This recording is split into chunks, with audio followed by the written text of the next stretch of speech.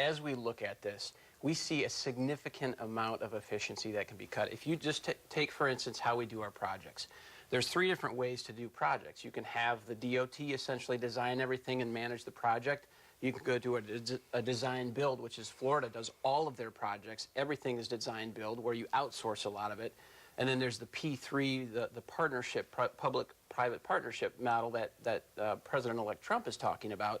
There's a lot of different models out there, and we are only using one model that happens to be the most expensive model. That's just one simple thing that we see. And I always say it like this.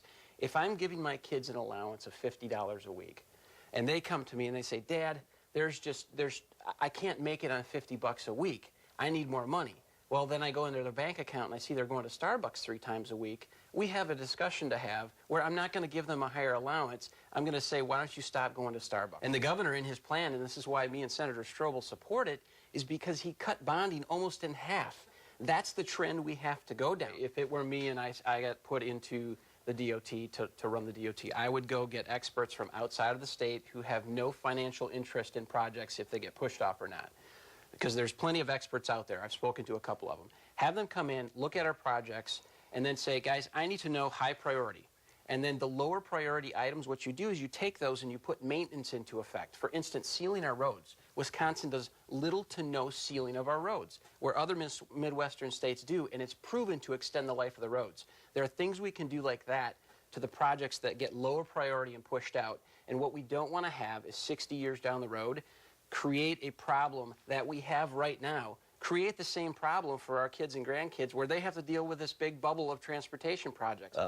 The thought right now is that unless you raise revenue, you're going to push back these projects to where they're not going to get completed for 70 years. And most of these are around I-94, 894 near Milwaukee, but some are north of Milwaukee. But 70 years is a long time, and then they're saying no studies even for new projects for until 2046, I think the date was. I've heard the same rhetoric, and again, I'm not going to go on attack to anybody because everybody, the 2 different sides are trying to support their positions, and I respect, Speaker Boss and the Assembly, some in the Assembly, do support that, and they come out with information like that.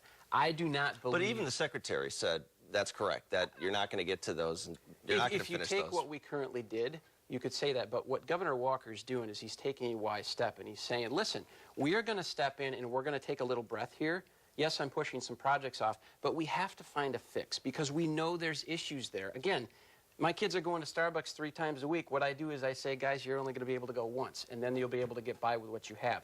We don't have a revenue problem. It's gone up every year. We have a spending problem, and we have to address it. I'm coming at this from my perspective as a CPA, as a numbers guy, and saying, listen, and even as a businessman, when I see as many problems as I see and as many opportunities to fix things, going down that path is not the right move for my taxpayers. It's just not, and I'll continue to advocate for that and speak very openly. And my political angle is I have to do the best thing for my taxpayers because they hire me.